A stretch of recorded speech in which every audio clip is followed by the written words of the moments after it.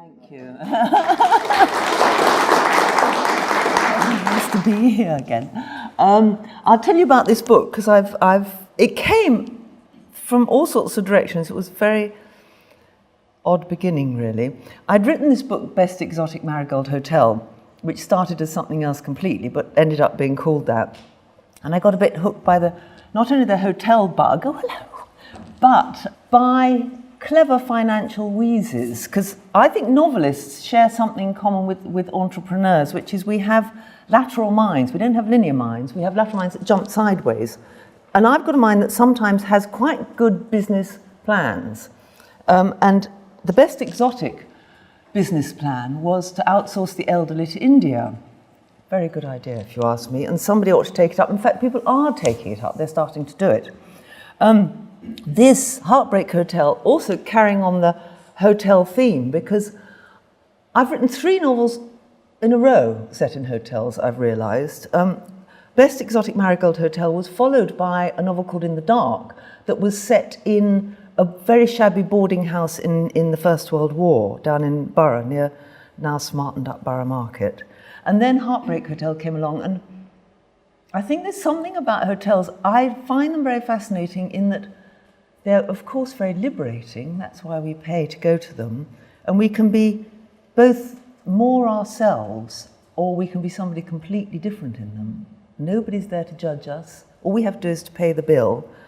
And they are parodies of home from home. They've got all the home comforts, and yet, of course, they're not home. They're a home that's clean and that somebody else changes the sheets in. And the other thing, of course, which is they have a collection of completely disparate people in them. And I like sticking a whole group of people together and seeing how they get on. So the business wheeze for Heartbreak Hotel, I thought, again, is quite a good one. Somebody better take it up. Which is that I've been pondering a lot on endings of relationships, because in the old days, you got married, you stayed together, and somebody died, and that was the way it ended. And as you now know, we're not like that. And I'm a sort of veteran of 3 long relationships that ended in various ways: divorce and death and amicable separation, more or less amicable separation. And I think that endings are things that we have to address. It's very easy beginning a relationship because we're madly in love with somebody. We think the best of them. Everything they do is charming and lovely, rose-tinted glasses and all that. And that's easy to deal with. Nature takes care of that. But if, God forbid, the relationship comes to an end, that's where the hard work is ending it well, because one no longer loves a person, and all the things that you found so charming, their vivacity becomes incredibly annoying chatterboxness, their deep thoughtfulness becomes boringness, all the stuff, the coin is turned, we see the other side. And endings can be very brutal. The most graceful ending was in an interview I read about Maya Angelou. Now, Maya Angelou, no slouch in the marriage department, apparently. She's had a lot of husbands. And one of them, Maya Angelou, told him he got to get out, and she was going away for the weekend, and when she came back, she wanted no trace of him there. So he knew that her favourite meal was, it sounds delicious as well, roast chicken, warm bread, and cold white wine. She goes away for the weekend, comes back, he's cleared out, wardrobe's bare. There's just the most wonderful smell coming up from the kitchen. And she goes down to the kitchen and finds a chicken roasting in the oven and bread warming and wine chilling in the fridge. And a note saying, "Thank you for a wonderful marriage." That is graceful. That's almost creepily graceful, if you ask me. And I thought how good it is to end a marriage like that, because so often endings as well sort of poison the preceding relationship. It seems to me to stay with anybody for 10 years seems a great triumph. 30 or 40 or 50, insupportably wonderful and difficult.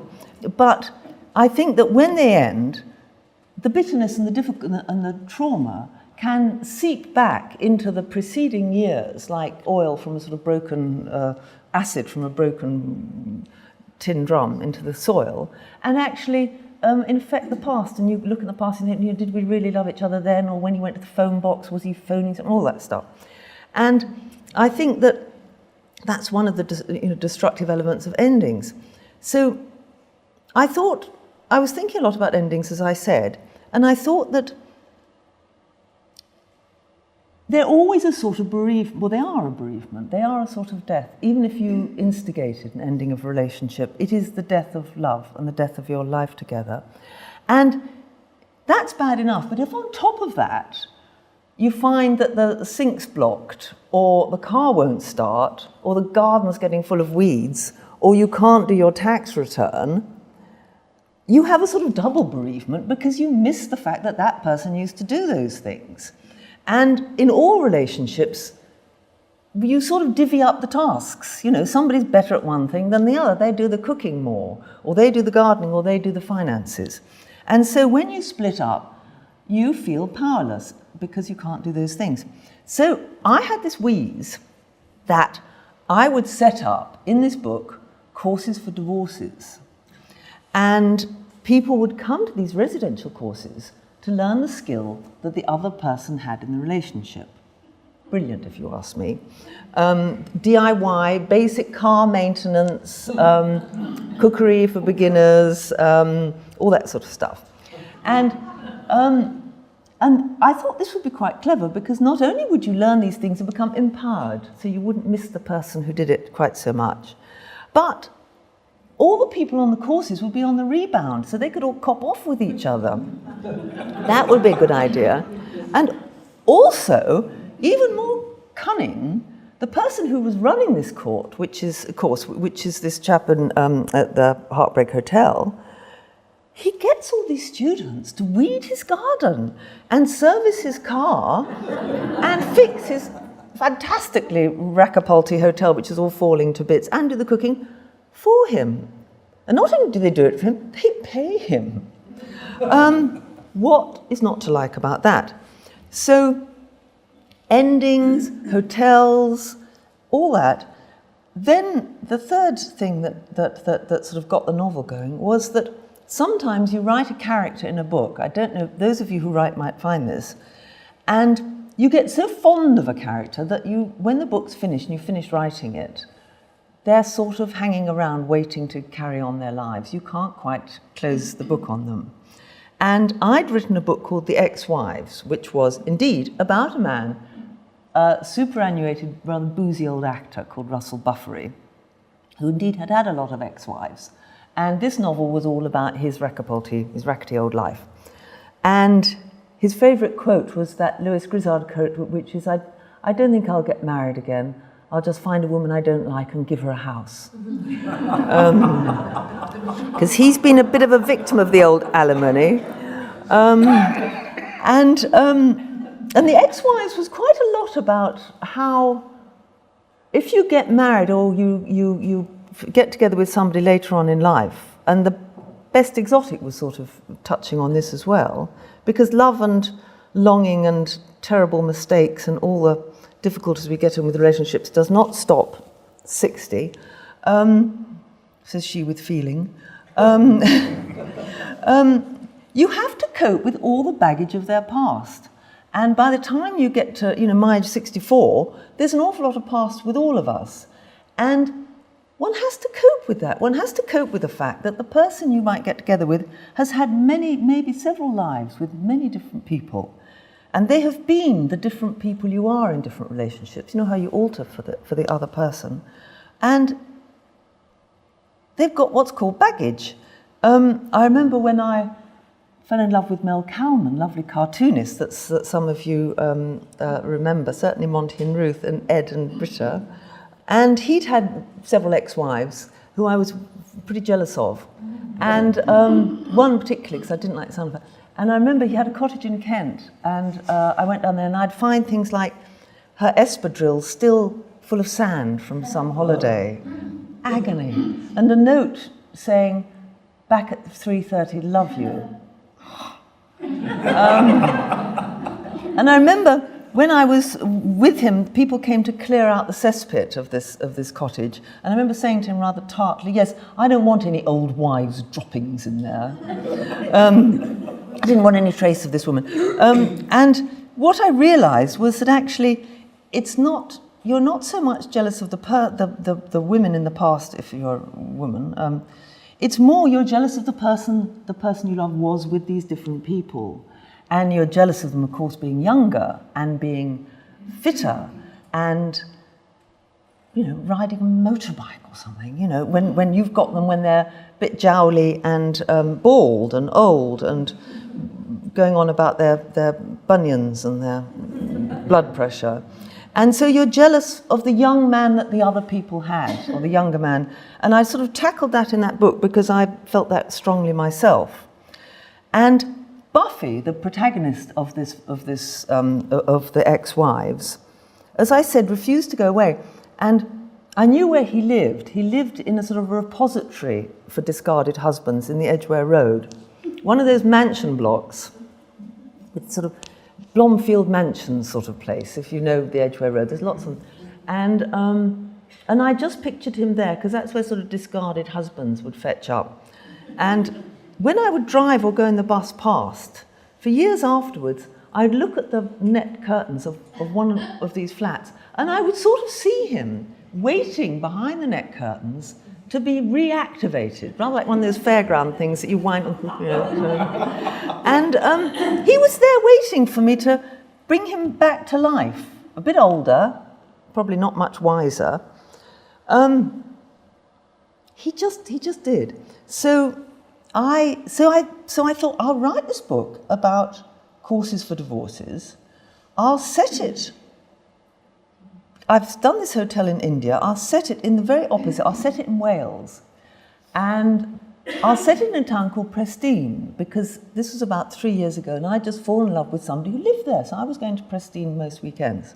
And it's a really lovely, proper little kicking town. It's got a lot of old hippies, because all that 70s diaspora, when people fled London, that's when the petrol ran out.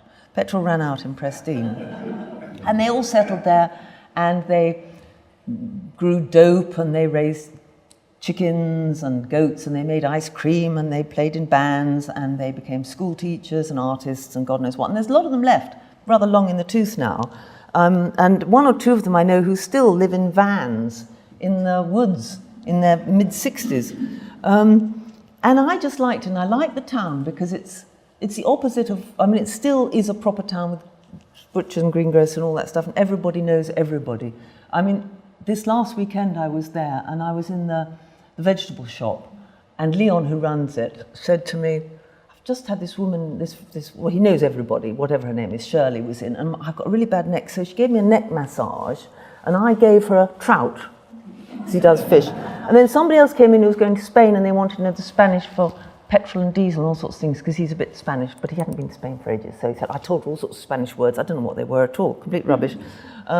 And then somebody else came in to borrow a casserole, because he cooks fish pies and casseroles, and they want... it's like a lovely soap opera, and everyone knows everyone, and the problems we have in Hampstead that we know so well, of communities sort of being decimated by parking and supermarkets and things, hasn't quite happened there yet. So I just adore it. And so I thought, Buffy, this chap, he will be left, this B&B, by an old theatrical landlady, one of whom's tenants was Digby, and various other old thesps who used to stay with her when they were in rep. And she left him this B&B in her will. And Buffy, who has not had an acting job for a long time, Buffy has been, he was voiceover king for a while, because he's got a lovely, rich, deep voice like molasses. And then he was Hammy the Hamster in Children's Hour, and various people still remember him, now rather long in the tooth. And he was second usher in Crown Court, because that old sod Andrew Cruikshank took the judge's role. And he's been in all sorts of things, mostly hitting the cutting room floor. But he's made a living as an actor, but he's now too old, and nobody wants him anymore. So he sets up in this B&B, and what he finds is, because it's Wales, And you know, with bed and breakfast, you're supposed to check out at about 10 o'clock. Because it's Wales, it's always pouring with rain. And so after breakfast, his guests would look at the window, the rain sluicing down, and say, oh, you know, Ethel, we were supposed to be walking off as Dyke today, but it doesn't look very hot. I think we can go out in that. So they'd all stay put, and they'd sit. He's a very convivial chap, so he'd crack open the old cab sav, and they'd sit there drinking his wine. And he really wasn't making a go of this place at all. And so because he was a veteran of so many marriages and endings, he decided to set up these courses for divorces. So in the book begins with him, but it also, they're interspersed with chapters of the backstories of all the people who are going to come on this course, these various courses, and the breakups of their relationships. And he sets up these courses. And of course, it all doesn't happen as he expects because it's a novel. But what I thought I would do, which I have done, is I would put the real courses on the internet. So I rented some actors from an improv company called Showstoppers, who are very, very clever. And I thought that I would make little sort of 3-minute films. So at the end of the book, it says, if you, hang on, what does it say? Author's note, you see. It says, if you want to know the courses, go on the internet. If you actually want to learn something from one of these courses, go to my website, click on the link to Courses for Voices, and find some short but highly instructive films. You might even meet somebody from the novel. Because when I wrote a novel called Tulip Fever, which was about a Dutch painter in Vermeer's time, I put Dutch paintings in the novel because I thought, why not? They sort of glance into the story and give it a sort of echo and a resonance and a sort of reality, because we've got paintings by real people in a novel that's fiction, and sort of echo things that are in the plot, because you might have somebody, fish merchant delivering fish or whatever, and that happens in the book. A woman playing the virginal, and so I just love the idea of these pictures sort of just being in another dimension in the book. And so I thought, well, I'll do the same thing with this book, but on the internet. And so 2-3 weeks ago, I got these actors together. They're just tiny films, like 4 minutes long. And we had a car maintenance, which was how to check for oil. Quite simple stuff. Changing a plug for the DIY, and how to make a lemon sponge cake. And what I said to these actors, because they were improv actors, was I didn't want to do a big character from the book, because you don't want people reading the book to have an actor taking the place of the characters. And I think, because I do quite a lot of screenplays, there is this perennial question of how much actors sabotage your inner relationship you have with the characters in a book. So I just said to these improv people, look, for instance, there's a chap called Nolan who runs the car maintenance course, a very handsome young Welshman who lives with his enormously fat, passive-aggressive mother, Shirley, in a council estate in Nocton, this fictional town. Why don't you be somebody who knows Nolan? So the guy who does the dipsticking on the film, he refers to Nolan and spins off on it because he's an improv actor, and it's great. And the woman does cookery, she's a chef in a restaurant that's mentioned in the book. So it's rather fun, because you can, if you know the book, you can watch these little films and you can have another little story connected to somebody in the book. And I just thought it'd be quite good. Anyway, who knows? Perhaps nobody will look at them, and they may not understand them at all, because they'll probably have forgotten the people in the book. So I finished the book a few months ago, and I'm now adapting it for the BBC, because what BBC want, they like the fact that it's episodic. So each episode can be a course. They like the fact that it's funny and that it's set in the countryside, but a countryside which is not at all idealised. It's not the old Hovisad or anything. It's a countryside where people are taking drugs in bus shelters and there's not much work and all sorts of things, and sniffing paraffin and things. And they like the fact, which is going back to the success of the best Exotic Marigold Hotel that took a lot of people by surprise. They like the fact that a lot of people in the book are getting a bit long in the tooth, because this age group is not well served by books and certainly by films. And what we like to see is our own lives reflected in cinema or on television. And all these highly paid executives in Hollywood, earning more than everyone in this room 10 times over, they were surprised by the success of the best Exotic Marigold Hotel. We could have told them. There's a huge audience out there, there's all of us, who want to see our own experiences in the cinema, and we don't want stuff made for 30-year-olds. And we want to see films which are about older people, but don't go on about it particularly. You know, it doesn't have to be like The Wonderful Amour, which some of you might have seen, which is brutal about getting older, indeed death. We can have, death's there in all our lives anyway, you know, but it needn't be entirely to do with getting dementia and having strokes and things. It can be people who just happen to be of a certain age, falling in love, changing their lives, getting jealous, doing all the stuff that everyone does. That's what we want to read and see.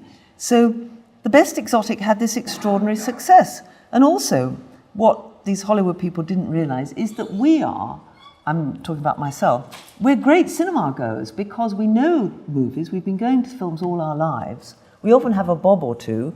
We go in the middle of the week. Cinemas love us. We go in the afternoons even. Cinemas love us even more. And there's a huge, huge audience out there, which is all of us lot. And we're living a nice long time.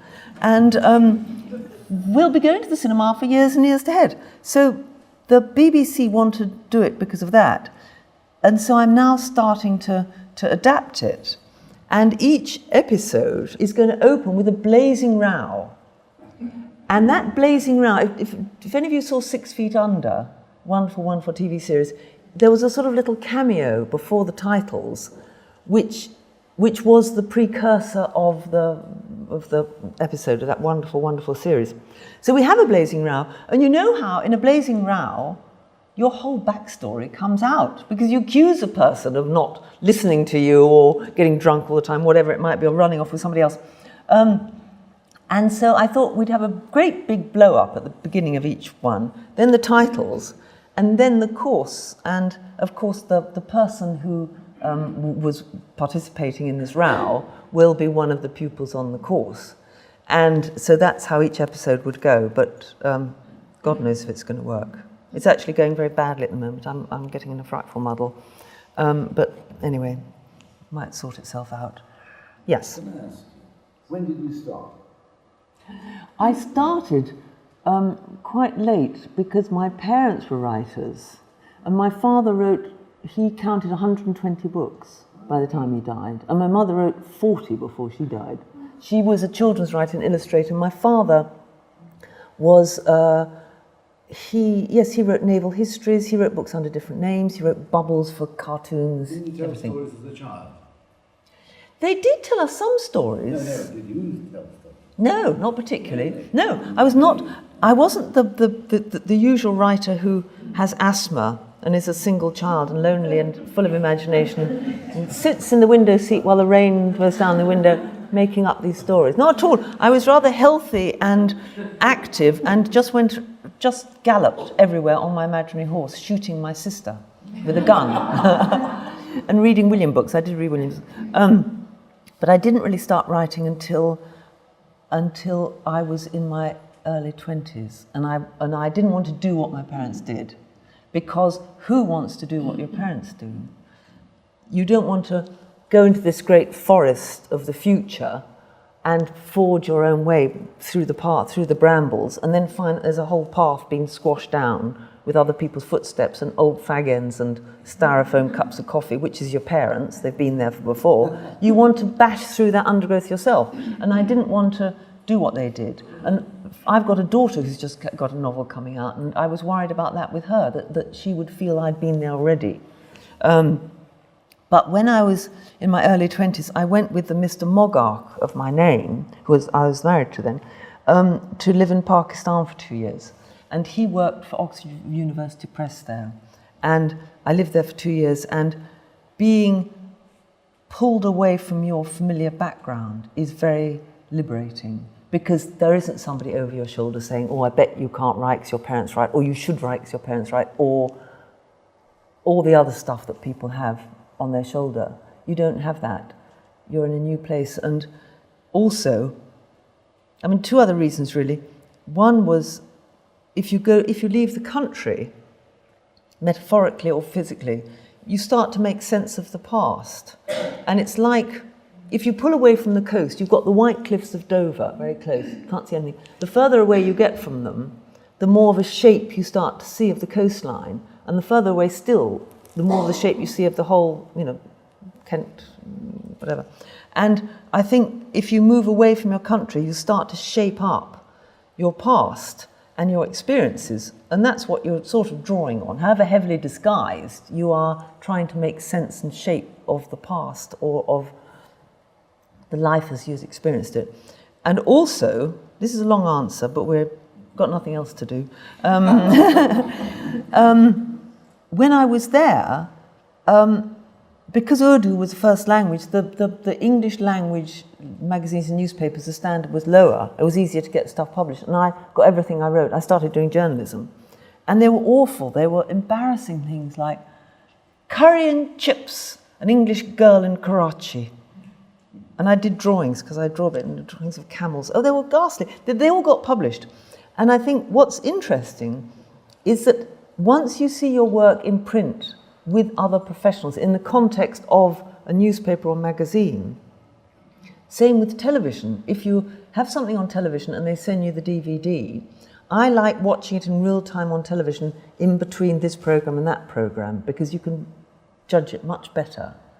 And the same with writing. If it actually gets printed and put in a newspaper, not only does it give you confidence, which you need to write hugely, because you need to think people are going to be interested in all these people that don't exist. I'm not thinking newspaper articles, but fiction. Why should they pay money to read about people who don't exist? It's thrilling, but they do. And they do. But it gives you confidence to do it once you see it in print. So I did stuff there, and I started writing. And then I started a very autobiographical novel there called You Must Be Sisters. Very autobiographical. And the interesting thing about that was that when I was out there, I was a sort of memsab. I didn't have anything to do. I taught a bit and did a bit of writing. Dilettante, really. And I wrote half of it out there, and when I came back, I'd got a little child, I had no money, the normal stuff, kitchen table, chaos. And I did just as much each day, because I do think work expands for the period you've got. And you can only write probably 3 hours a day, really, concentrate. And so it was interesting that actually, I did half there and half in England. And you can't tell the difference. You can't tell that one was written in Pakistan. So that's the long answer. I've actually often thought that people make an awful lot of fuss about people who have two affairs at the same time. I mean, oh, really? How interesting. Ideally, you don't want to have a relationship with somebody who's sleeping with somebody else. But sometimes it's not worth breaking up a relationship for. Yeah. Now, when I was listening to you talking about love, I just wondered, I'm getting back to gender, is that a female thing? Men don't feel like that, I don't think, do they? Sorry, I think men can be as jealous as women. Really? I really do. I think it's your character, your personality. And also, you can be jealous of some people in people's past and not other people at all. You can be jealous of somebody hardly cared about, in my experience, and not at all jealous of somebody they hugely loved for years. Partly it's to do, I think, with knowing the person, which helps. Hugely loved for years, it shows to have a capacity for love, surely. I know, you're right logically, but life isn't logical. I remember when I was young, a friend of my... I know, but, a friend of my mother's, her husband had run off with somebody else, and I was 19. And I said to her something which I was so ashamed of after when I grew older. I said to her, surely, I can hardly bear to say it, surely if you really loved your husband, you'd want him to be happy.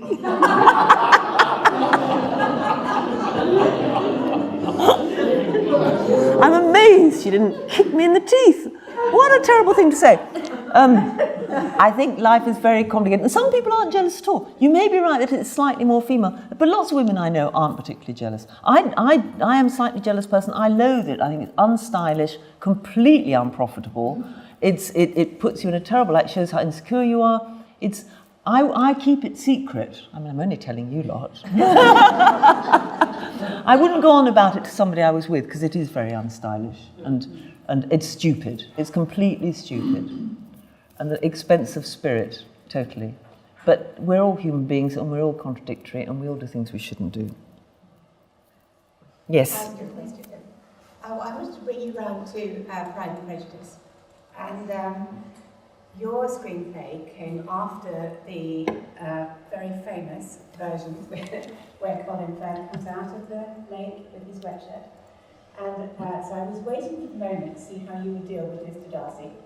And so I was wondering how much of a burden it is to write a screenplay about such a famous novel, which most people have read, but even the people who haven't read have seen a very famous version of the film. How difficult it is to approach something well known with a fresh approach. It was jolly inhibiting, and I felt very weighted down with other people's expectations. Yes. Not just expectations, they're that possessive, proprietorial feeling you feel when you really love a book. And your Elizabeth Bennet is so close to you. And I also did The Diary of Anne Frank. You know, both of them, they're the two most loved books, the most popular and adored books. What a responsibility.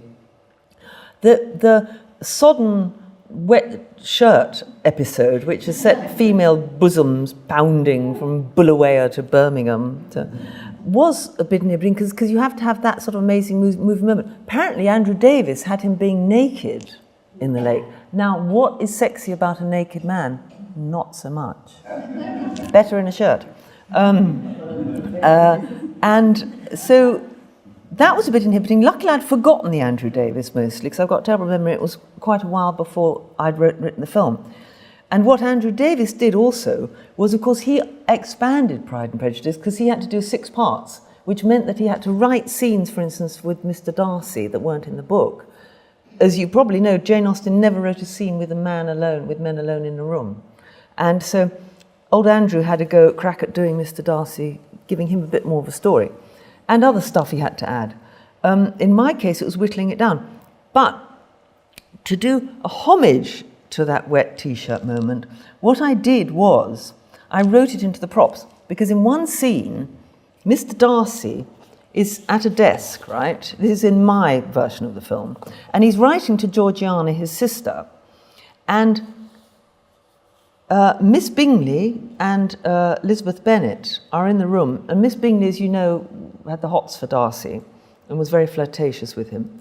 So Kelly Riley, who plays her, and Keira Knightley, who plays Elizabeth, have a turn around the room. They're sort of circling the prize bull, this terrific man. And Keira Knightley says, no, Miss Bingley, who's flirting with him, says, you know, oh, do tell Georgiana about my new designs for a table and how much I love her and all that stuff. And you can see Mr. Darcy's a bit pissed off with her.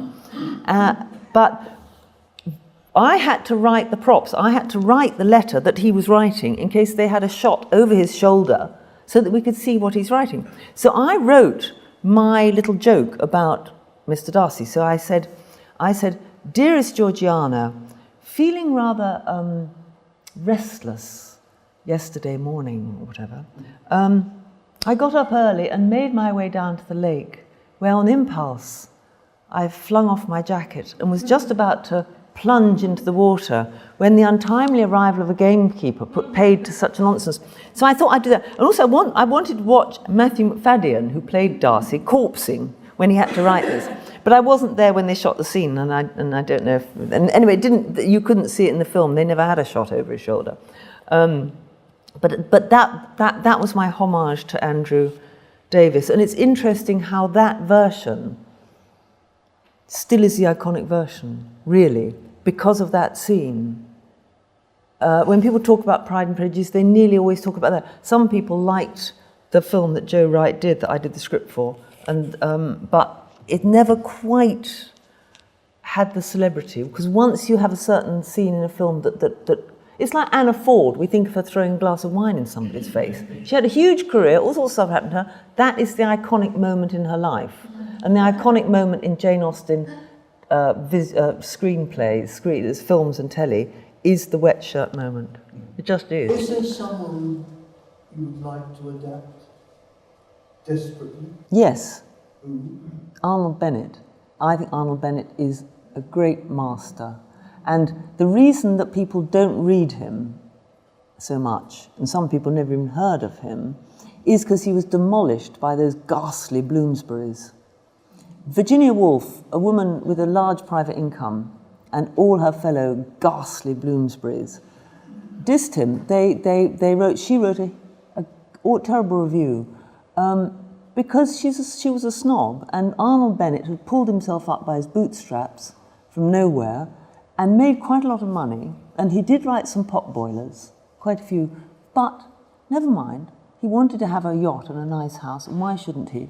And those snotty, snobby old Bloomsburys ruined his reputation. And actually, he wrote, when he was in love, he wrote 2 masterpieces. He was in love 2 times in his life, one the woman he married, and then the other woman who he lived with, a French woman. And at the beginning of those love affairs, he wrote 2 of the great British novels. One was The Old Wives' Tale, and the next was Ruysdael Steps, which is set down in King's Cross, down the road. And they're certainly not pot boilers, and they're not the sort of traditional slightly meat and potatoes, middle-browish sort of person that people thought Arnold Bennett was. They're great modernist masterpieces. They're very extraordinary. And The Old Wives' Tale, which is set in the potteries in the mid-18th, 19th century, but goes right up to the beginning of the 20th century, brings in, it's about 2 sisters, one a racier one and one a stay-at-home sister. It's very humane and wonderful, wonderful book. And it brings in the siege of Paris, it brings in the birth of the railways, Wesleyanism, retailing and advertising, because they were brought up in a draper's shop. And it brings in huge themes, and it really encompasses the birth of the modern era, but seen through the lives of these 2 sisters who are very, very realistic and beautifully portrayed. And God, he could write women's parts wonderfully. And it's one of the great novels, and I would love to adapt it, not only because it would make a great story, it is a great story, but it would introduce people to Arnold Bennett, and it would glance in and out of the events. I mean, the events of the 20th century that they sort of come in through the cracks in the doors. They're not main things, and I love that in a book. History is just sort of glimpse rather than taking centre stage. It's a great book, and the reason I read it was that I was doing an event at Hay-on-Wye with Roy Hattersley, and we each had to talk about our favourite book, and there was a big audience, 700 people or something. And I'd got an Anne Tyler or something, and he'd got Old Wives' Tale. And I didn't realise I was supposed to have read his book. So I was shown up in front of all these people. I couldn't ask him about it. I don't know why I didn't read it. Anyway, it was stupid. And as we left, Roy Hattersley said, "Debbie, you've made a right old Horlicks of that, haven't you? You haven't half looked an idiot. The only way you can absolve yourself is to go and buy a copy of The Old Wives' Tale, or I'll give you one, and read it, and then you'll see what I mean." So I did. I went off and blushingly bought a copy and read it, and it's one of the great books. And I'd love people to get back to that. And a lot of rubbish is adapted for television, a lot of rubbish written for television. That would be great. I have pitched it, and I've done treatments, and I've tried to get all sorts of people interested. It's expensive, and he's not a sexy name. He just isn't. They go and churn out another bloody Pride and Prejudice again and again and again. Enough Pride and Prejudice. Could you tell us something about Jaipur? Jaipur was extraordinary. The Jaipur Literary Festival, which I was at 3 weeks ago, the best Exotic Marigold Hotel, the book, when I wrote it, which was then called These Foolish Things, is actually set in Bangalore, because Bangalore, I think, is intrinsically a funnier name than Jaipur anyway. And I want it to be set where the call centres were, because the thing about outsourcing the elderly, one of the characters in the book was going to become queen of the call centres. And so I set it there. When the film happened, it took about 8 years to develop. When the film happened, they changed the place to Jaipur because it's much more picturesque, more lovely pink palaces and all that stuff. Fair enough. It was actually mostly filmed out in the countryside in a lovely little hotel, miles away from anywhere, which is the best Exotic Marigold Hotel in the film, but it's not in the city. And when we went to visit the set, this is a year or so ago, we bumped over dust tracks for an hour and a half with the odd goat herd and nothing, until we saw this sea of white in the distance. And the sea of white was all the catering tents and the unit vehicles and the trailers. And there was this place swarming with extras, Rajasthani tribesmen batting away the flies, camels and turbans, and real hot-shot young dudes from Mumbai who'd been flown there because the hotel, the bazaar, they'd made a little market next to the hotel with all the stalls and stuff. And that was supposed to reflect a city market bazaar in India.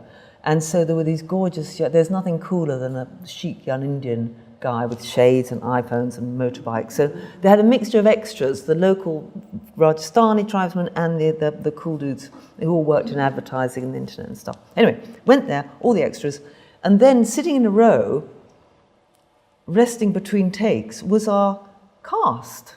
And the cast for the Best Exotic, one of the reasons it was successful, as we're saying, was it was a cast to die for. And they probably will, half of them, be dead before they do the sequel, as they said. Maggie Smith said she certainly will be. Somebody else is doing the sequel now, I've got nothing to do with it. And they were all sitting in chairs with punkawallahs holding parasols to protect them from the sun. And they jumped up and they said the best thing they could possibly say. They jumped up, clasped me in their lovely bony arms and said, "We wouldn't be here if it wasn't for your lovely book," which was just the nicest thing to say, because people who are going on that huge adventure of making a film, and it's such a vast undertaking and so fraught and so, they forget that actually somebody sat at home 2 yards up the road and actually had the idea. Anyway, so Jaipur, the literary festival, Jaipur has taken this book to their hearts, quite, obviously, as it's set there. And I would be sitting in the market buying a quilt in a little stall, and I did something, you're hardly going to do it in Londis round the corner. I said to the guy in the stall, "I wrote the book that became the Best Exotic Marigold." Imagine saying that to him, Londis. Or anywhere really in England. And but I said it there because I thought they'd find it a hoot. And it was just amazing. They all said, "No, you didn't." And the guy bringing the tea, we all had photos, we looked at the trailer on our iPhones, the whole market came alive and everything. Well, it was alive anyway, jolly alive, but they all came clustering around. It was just very thrilling because Jaipur, it featured in the film, and a lot of them had seen it, it was, it went down quite well in India, which I was interested in. But the best thing, and I also met a woman of 84 who had outsourced herself, and she was a very beautiful, retired textile designer, Canadian, tall, looking like a Diane Keaton, a bit older than Diane Keaton. And 20 years ago, she had built herself a thatched cottage in the grounds of the Niwas Palace Hotel, which is a nice old, rackety old Raj hotel full of old deer's antlers and stuff, and faded sepia photos of turbaned, all that stuff. And she'd lived there for 20 years, and she had a tame rickshaw driver who in this hot season would take her up into the hills with her suitcase.